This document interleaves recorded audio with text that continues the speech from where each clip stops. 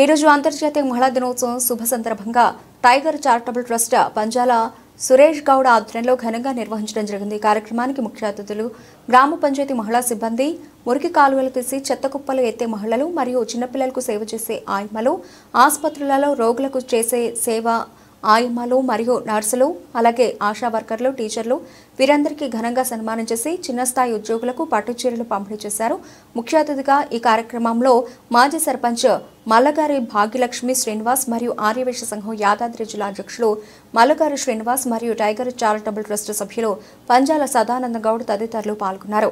ముఖ్యంగా ఈ కార్యక్రమాన్ని చిన్న పిల్లలకు సేవ చేసేవారు ఎవరన్నా ఉండనియండి, వీళ్ళు ప్రైవేటా గవర్నమెంటా ఏదైనా ఉన్నాయి, అన్నోన్ పర్సన్స్ ఎవరైనా ఉండనియండి, చిన్న పిల్లలకు సేవ చేస్తున్నవారు, మురికి కాలువలు తీస్తున్నవారు, ఇంకోటి హాస్పిటల్లో కూడా పనిచేసే రోగులకు కూడా చిన్న వాళ్ళు, ఇప్పుడు కొంతమందికి పెద్దవారికి అంటే డిఐపీస్ అనుకోండి, ఆఫీసర్స్ అనుకోండి, మహిళలకు ఉన్నత స్థాయిలో ఉన్న మహిళలకు ఎవరైనా ఎక్కడైనా చేస్తారు.